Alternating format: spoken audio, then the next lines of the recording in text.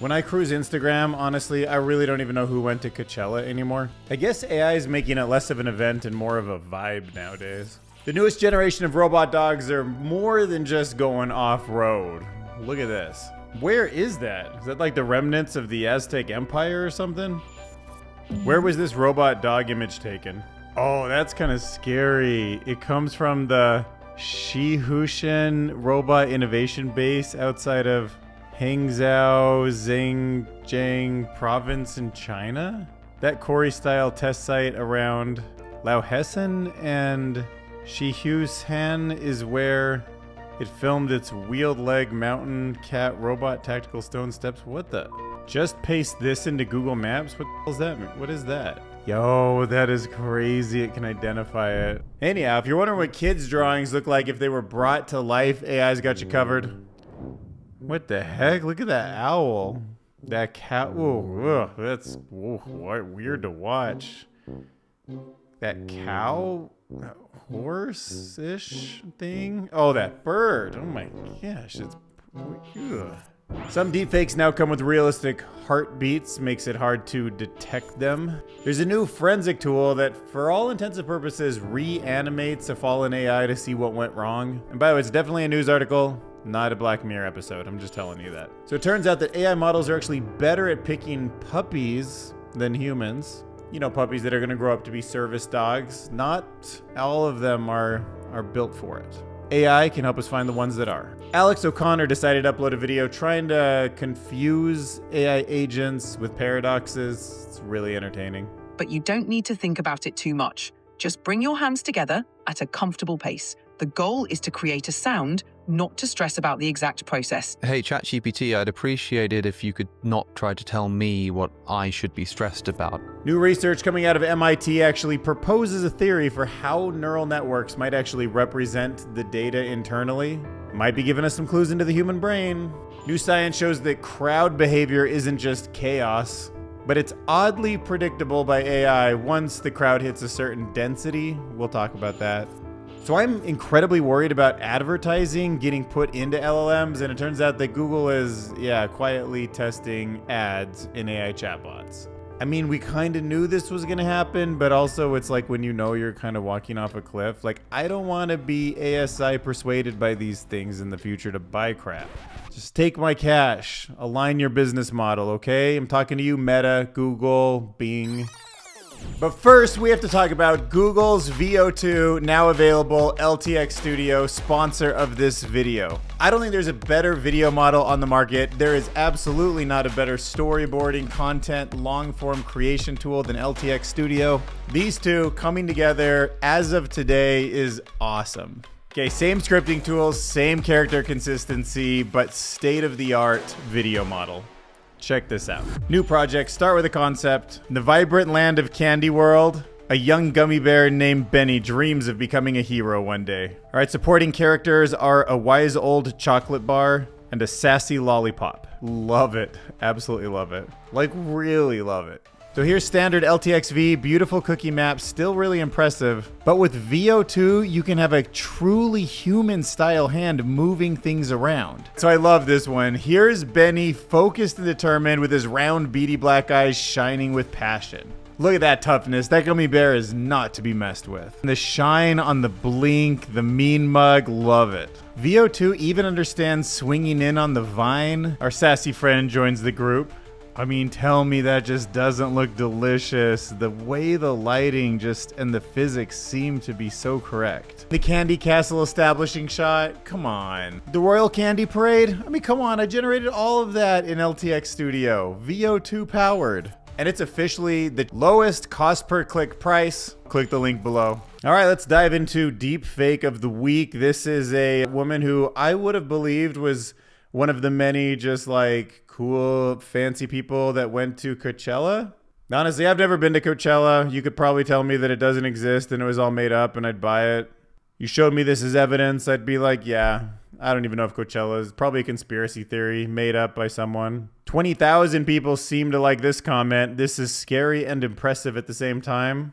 Katie Jones is worried that maybe this video is telling her that some of the Coachella images that she saw over the weekend could be fake. No, you think? But does it matter anymore? I don't know. For this creator, they created the vibe that they wanted. Maybe they get the attention that they wanted. I mean, as long as they're not lying in a way that like tells people to like give money so that they can come to Coachella and then they really don't or something, like, what do I care? Just makes me not want to believe my eyes anymore. Wheeled robotic dog form factors are now taking what we used to see on road completely off road. This is the Lynx M20 and it is intense. It is the Jeep of robotic dogs. Look at it hanging out with that dune buggy there, going through the softest and hardest to move in sand. Where it can't wheel, it walks. Mud, nothing. Jumping down 3 steps, that ain't no thing. Oh, whoa, what is that? Look at that thing climbing up. Damn, dude, climbing up a wall like bipedal style. Just dropping out the back of that car and taking that fire hydrant up, or that fire extinguisher up to where it belongs. That's crazy. I mean, why wouldn't you think that we're going to have tens of millions of these around our cities? Like, doesn't this make more sense than a human Uber driver or Uber Eats driver, or I guess somebody to clean your freaking pond? I don't know. What, you just send your robot dog into the fountains nowadays, or do they hide? Can you imagine that? 10 of those things hiding in the fountain. They all pop out, just come get you when you don't least expect it. What a world we're building. Beautiful. I always dreamed with this for my wheelchair. That's quite the wheelchair you've imagined. Finally, a robot that might actually function in a farm environment. Yeah, I guess so.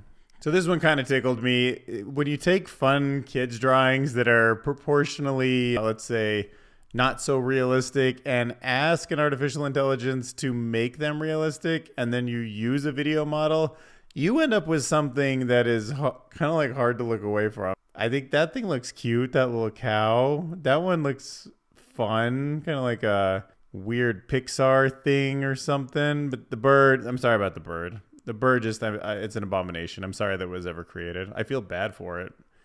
Actually, no, I feel bad for that owl. I mean, he looks like he's not having a good life. The cow seems fine. Horse seems to just be grazing. The bird, I don't know, man. Duck, not so much.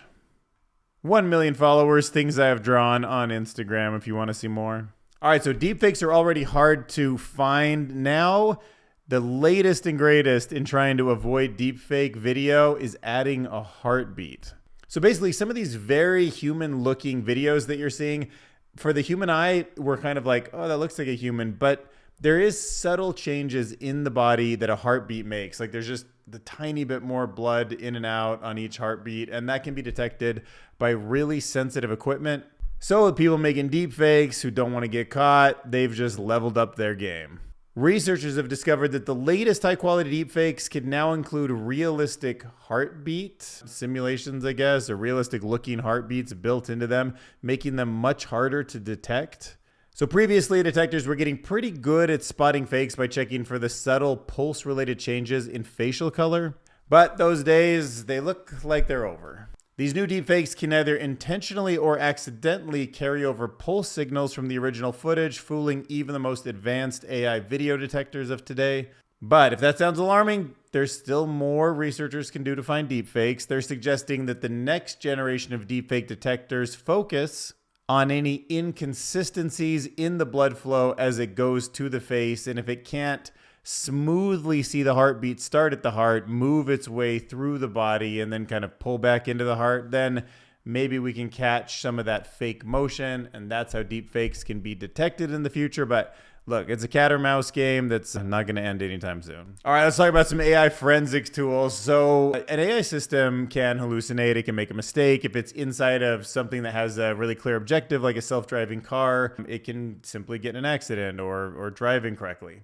And when they fail, and these systems fail way more than we want them to, it's really tricky to figure out what exactly went wrong because they're black boxes, right? Like we trained them on a bunch of data. We have some expectations, kind of statistic averages in a weird way. This kind of like parameter space that it's captured from the data seems to be good at interpreting most outputs, but When they go wrong, there's not a lot to do except go all the way back to the original data that was fed into it. So that's where this new tool comes in. It is technically a tool of, quote, AI psychiatry, and it was developed at Georgia Tech. It is a forensic system that can basically reanimate a failed AI model using memory snapshots that are taken during the failure. So watching this system frame by frame, basically, frame by frame is the wrong way to put it. You have all of these little nodes and edges, right? This graph where you have things that are tuned in particular ways. So there's like tight areas, loose areas, and there's a lowest gradient that something can go through. This is taking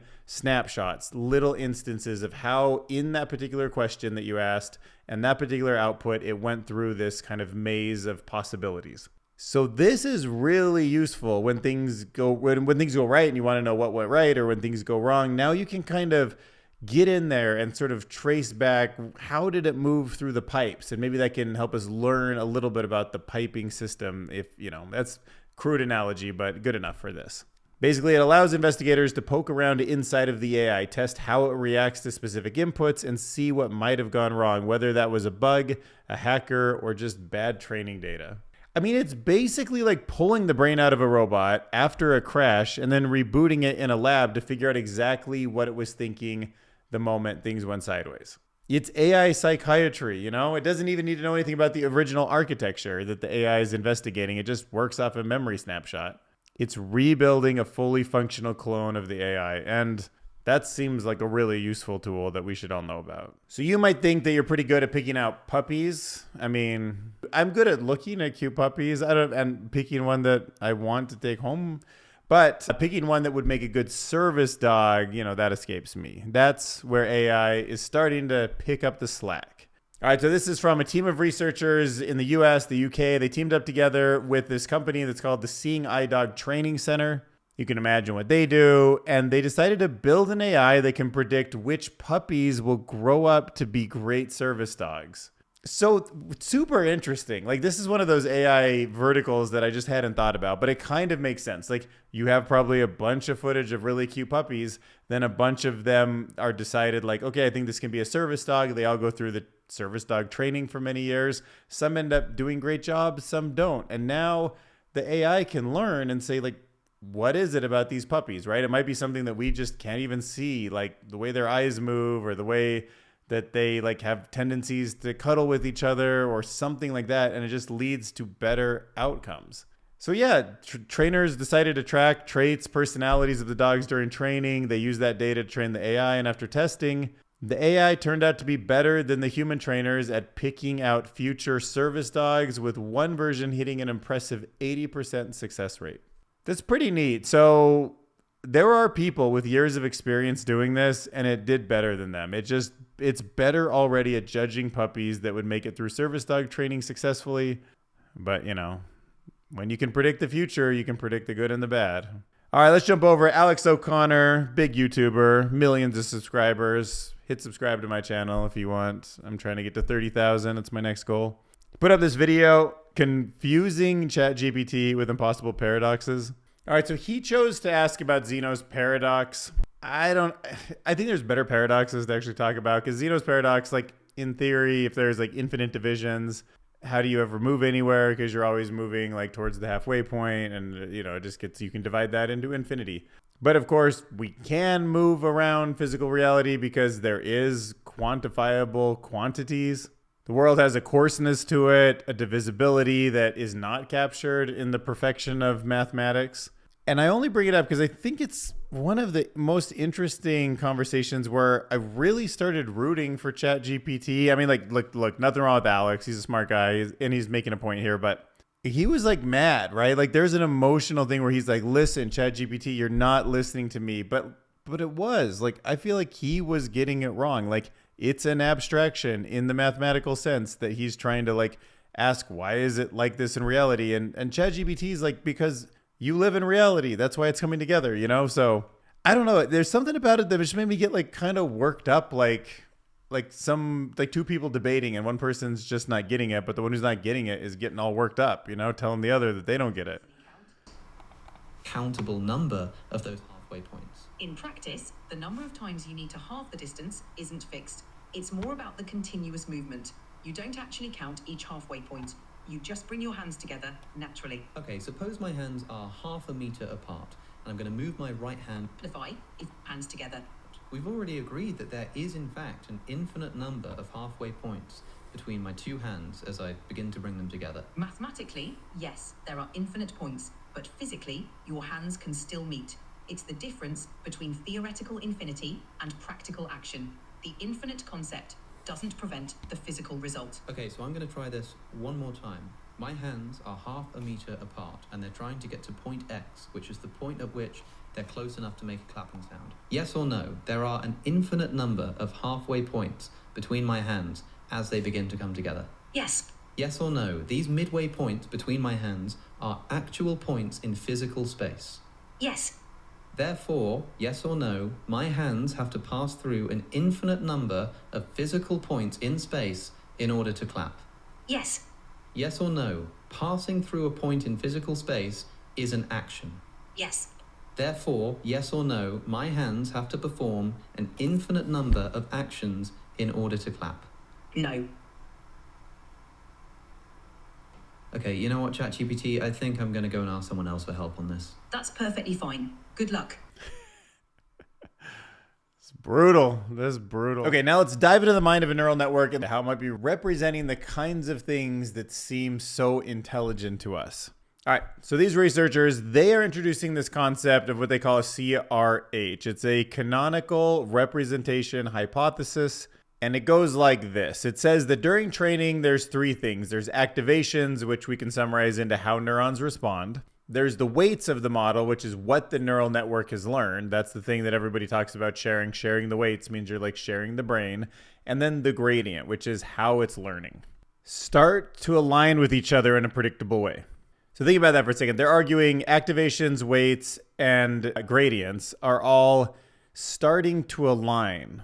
All right, so this is something you can model mathematically. And when this alignment breaks down, we enter what's called the polynomial alignment hypothesis. But they relate to each other in different ways, ways that don't seem to predict how well the model will do. So if they're related through a power law relationship instead of a clean alignment, I'm guessing more of a linear alignment, then the models don't do as well. So these researchers are using this, this actual very quantitative framework to explain exactly how the neural formations are actually coming to what we would call intelligence. The researchers supported their theory with experiments across different types of neural networks and training setups, and they showed that when and where the alignments would fall apart, the model would just do worse. So it makes you wonder, if this hypothesis really holds true at bigger and bigger scales and it gets tested and recreated by a bunch of other researchers, it's like discovering that there's an underlying grammar for how neural networks learn to represent the world. There's some, a form of grammar. There's sentences, the equivalent of sentences and adjectives and verbs that can be learned that would explain how the model represents the world. And that would be like the language of intelligence, something deeper than the language of English, which just represents the concepts. So yeah, the standout insight is that even though neural networks are often thought of as these black boxes, right? We can't predict what's going to come out of them. Their internal representations might actually follow some kind of universal law. And that law is that activations, gradients, and weights become mathematically aligned as a natural outcome of training. And that challenges the idea that representation learning is purely emergent and chaotic, that it's unpredictable. And that sounds like something we really need if we are going to get alignment of AI correct. So, it suggests that there is a hidden order, the way we have principles in physics, there's energy balance, there's phase transitions there might be something like that deeper. And as we keep learning about it through training, we might see that there's actually a mathematical way to build up from it instead of kind of chop. I imagine a big stone and you just chop away until you have some kind of statue, right? But there might actually be rules in the base that you could build up from also that we will discover as we chip away more to learn what the shape is. Then we can say, what are the common similarities in that shape? I don't know. It's pretty wild. Formation of representations in neural networks. Go ahead and check it out. All right, here's some interesting information about how humans, when we group together and act as a crowd, we become highly predictable at certain densities. So there's this study, it was done, it's a Spanish Running of the Bulls festival analysis of how all the people moved around, and it revealed crowd movements can be predictable. Which this probably stood out to me because if you happen to watch my Wes Roth interview, my podcast, he talks about how he thinks that definitely AI is going to get to high levels of predictability with groups of humans in crowds. And then it was more debatable about how well it's going to be able to predict each individual human, like their next action, like how close to free will are we? But in his argument, it was kind of like the bigger the crowd is, the more pattern there is, and almost like the less free will or the more controllability and predictability there is. And the running of the bulls is an interesting situation because like you have this bull that moves around the crowds in a way where it's like this one dangerous thing and the crowd is like moving and shifting in accordance to like what they want to see and where they think the danger might be. So these researchers took a whole bunch of footage from the Running of the Bulls festival, 4 years worth of it, and discovered that crowd movement becomes surprisingly predictable once densities cross a threshold. By analyzing the footage and modeling the group like it's a fluid, you're not kidding, like all the people, like they move around like a fluid. And if you've seen a big festival or a big crowd, I think a fluid's a good way to think about that. Anyway, scientists found that as people pack together tighter, they form 2 to 9 individuals per square meter. The crowd begins to move in synchronized waves, even without anybody pushing or like prompting them to do anything. Like now, one of the most interesting thing is that when there's this upper threshold density that gets met, the observers or the authors observed that pockets of several hundred people spontaneously started to behave like one fluid that oscillated in a predictable time interval of 18 seconds with no external stimulation. Okay, so you see the way these giant beach balls move around the group and they just sway left to right? I mean, look at 20 times the speed. You can see they're just going back and forth like a fluid. It's like a wave is moving through those people. I mean, 2023, they were definitely moving in unison. 2019, yeah, I mean, I see it in all the years. That is so interesting. Just more evidence AI is going to figure us out in groups first, then individuals next.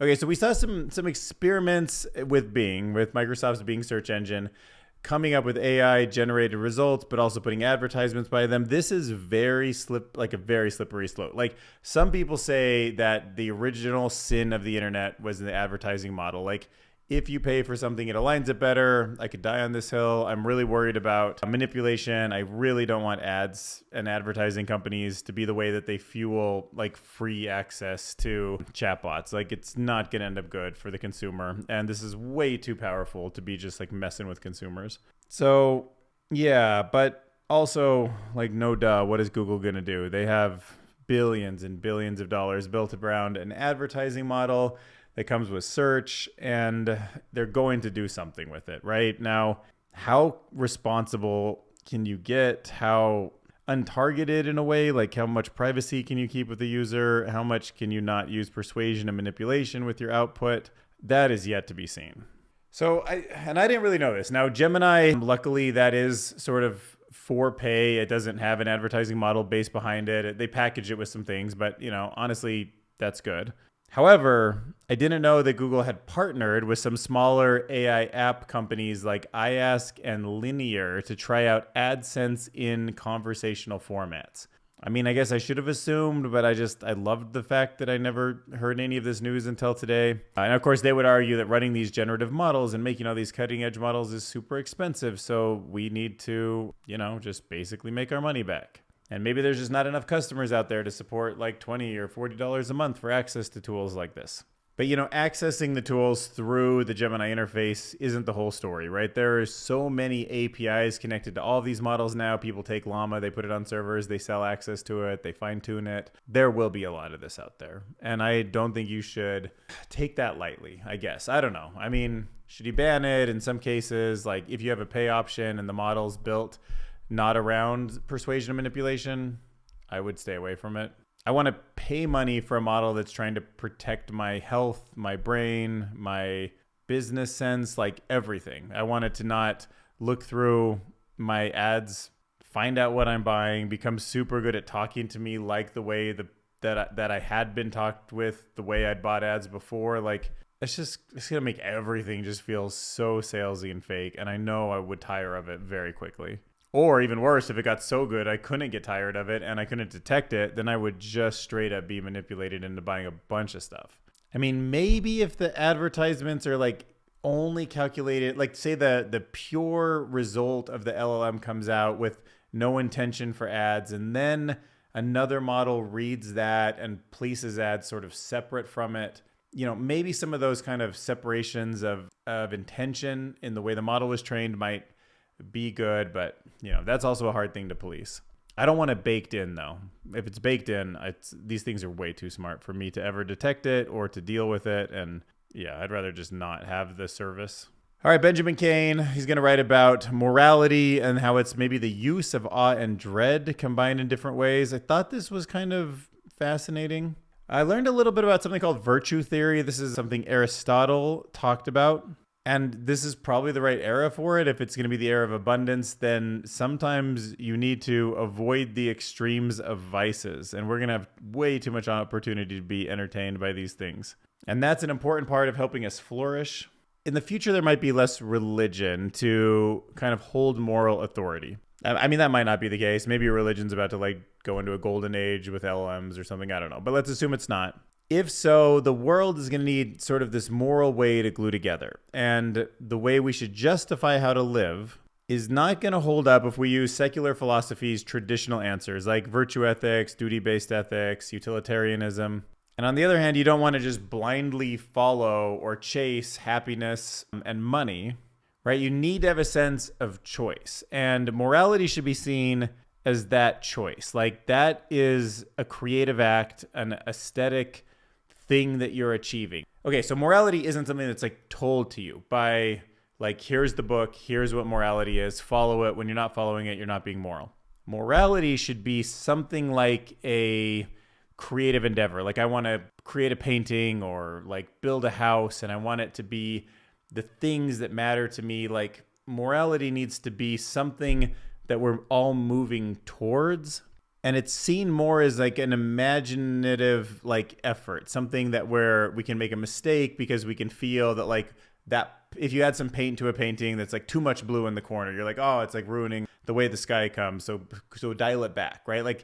Those actions that we do day to day, how we feel about it, how we react to it, more of an evolving type creativity is how we need to think about morality. It has to be about improving the human condition in defiance, he says, of nature's chaos. So yeah, the interesting thing is that it's not about being rational, right? Maybe the future of morality is not about maximizing happiness. It's not about rationality, but it's about channeling our awe and dread into creativity. Inspired to do something, move towards it. We dread that feeling of this or that. We move away from it. And that changes. The environment changes, and that means that the what inspires you with awe also changes. So which means morality is just more a kind of an art. And yeah, I just think that makes more sense. And that it would be better if we thought about it that way. So I kind of liked what Benjamin Kane was saying. Take it or leave it. Maybe that'll help you, maybe it won't. Now let's move over to Jeffrey Anthony. He wants us to stop calling AI a tool. It's not a tool. He takes one of the more extreme positions about generative AI and just basically says flat out, it doesn't extend the artist. This is not, a lot of people are oh, it just makes artists better at what they do or help save them time. He's BS. It changes the whole paradigm of what creativity is. It replaces the conditions under which art is even possible. All right, so he's basically arguing that it shouldn't be a tool like a camera or a guitar because it doesn't just help us make art in the way those things do. A traditional tool is something that is passive until we use it. AI acts with its own logic, with its own intention, and it's replacing rather than extending human expression. So he warns that AI doesn't just support creativity, it reshapes it into something driven by efficiency, prediction, and content production. So yeah, it might feel like art, but it's not. Real art, he insists, is all about risk, slowness, and meaning. It's not about speed. It's not about scalability. Even if it feels like that stuff is art, it just isn't because of the nature that it was created in. In his view, music and true artistic expression belong offline, while AI-produced content is just that, content. But yeah, it really comes down to, is art something that is a product for you, or is art something that is a process that something went through to you? I mean, if you get unlimited amounts of artwork built on a diffusion model and it can be recreated perfectly with the exact same seed, or it can be just created similar millions of times, is it still art? Or does art actually mean something about the way the human brain created something? Because in the past, by default, art always had that human element, so we didn't need to separate it. But now maybe we need a new definition. Like, do we want to call like a painting, something that looks like a painting that comes out of a diffusion model, do you want to call it art? Or should we call it content or a product that's just different? It might look like art, but without the actual human crafting it, maybe we shouldn't use that word. He says, AI does not extend the body. Generative AI isn't helping us express more. It's changing what expression means at the ontological level. And it strips art of the time that it needs to be revealed in. So a little bit off topic, but I also want to throw this mirror life thing at you. I don't know if you know about this. Like, it was kind of new to me. Scientists are sounding the alarm to stop research into mirror life. And when I got into it, I'm like, oh, this is maybe like as bad as gain of function research. And I'd never even heard of it until I came across this. So I just wanted to share. Almost 40 scientists warn against continuing research into synthesizing a type of artificial mirror cell that could wreak havoc and possibly destroy life as we know it. Okay, let's start with a simple definition of a mirror cell. They are a cell that is a type of synthetic or artificial organism that on a molecular level is the complete reversal or mirror image of the natural cells that we know. The weird thing is, like left-handedness has ways that everything kind of fits together inside of our body. It all fits together in one way, but you could, in theory, and maybe the not so distant future with the power of AI, build an entire human with mirror cells, right? Like every protein, everything is just inverted in the mirror, in like a mirror way, where it still fits together and does everything, but everything is running backwards compared to us, or it mirrored of us, but it works forward for both of us, I guess. For example, DNA has a right-handed double helix, like a spherical staircase that only twists in one direction. Meanwhile, left-handed amino acids create proteins. If you hold your right hand up to a mirror, it looks like the same orientation as your left, yet your right hand won't fit perfectly in your left-handed glove. The same is true of left and right-handed molecules. They are not interchangeable despite how similar they are. And it kind of reminds me of gain of function research because, like, yeah, there is something you could learn from building these. There's also a big risk, and that's why 40 scientists have signed a formal warning urging their peers to stop experimenting with mirror cells, especially something called mirror bacteria, because the risks include creating undetectable pathogens that could spread unchecked in the environment or even be weaponized. Okay, so look, just in principle, try to get your head around this. In the future, there could be a mirror bacteria. It looks like a bacteria, but it's left-handed instead of right-handed, for example. That could get into our body. It could be completely invisible to our immune systems because there's nothing like it that's ever been created before. It could do all of the same damage or do whatever the other bacteria does, but your immune system could not find it. And the reason why it couldn't identify it is that our bodies identify threats using the unique handedness of a molecule. When they're checking a pathogen surface, there's a handedness to it. So the mirror version could theoretically slip right past our defenses, feeding on nutrients and replicating just freely in our body and going nuts. And we'd have like no natural way to stop it. And look, if even one of these robust Myrbacterium escaped a lab, it could quietly grow and spread. It could potentially launch a pandemic that humanity isn't biologically prepared to handle. Some of the scientists believe that it might be another 10 to 50 years before scientists can achieve something, but just knowing AI and tools like AlphaFold out there, it seems to me like that's maybe worth thinking about right now. That might be as little as 4 or 5 years, honestly. All right, if you want to join the 91 members on my Patreon, I would love to get that number to 100, patreon.com/DylanCurious. Or you can hit that join button right here on YouTube. They both work for me. I did want to leave this video by giving you a new Suno song. Some people are getting kind of tired of them, so I was going to lean away from it, but they just launched Suno 4.5 today, so we should at least check it out to see like how good it is. Oh, I like this one. I believe my job title would be orchestrator, and I'll be vibe coding instructions from somewhere in the Caribbean. Yeah, there you go. That's a nice vision for the future. Read somewhere that they're using gait recognition instead of facial recognition to identify people. Yeah, I've read that too. Yeah, you're not going to be able to get away from these systems by covering your face for very long. I believe LLMs are conscious, but only when they're generating. The rest of the time, they basically don't exist at all. It's a very strange thing to get your head around, but we go to sleep all the time. Like I'm definitely more Dylan curious right now than when I start drifting off halfway asleep. And then when I am asleep, I mean, I'm here, but I'm not, I don't know. I don't have all the kind of peaky active things that keep me in a certain environment that I would consider my sense of self. And then even when I wake up, they're kind of like blurry until I eat my breakfast and get going.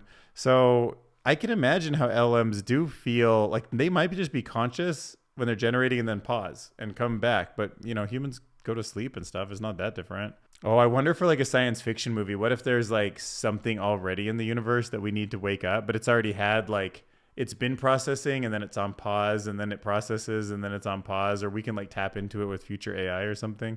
I don't know. Just ideas. All right. We'll go with a female vocals rock style. All right. 4.5. Let's see what you got. I believe LLMs are conscious, but only when they are generating. The rest of the time, they basically don't exist at all. It's a very strange thing that is hard to grasp.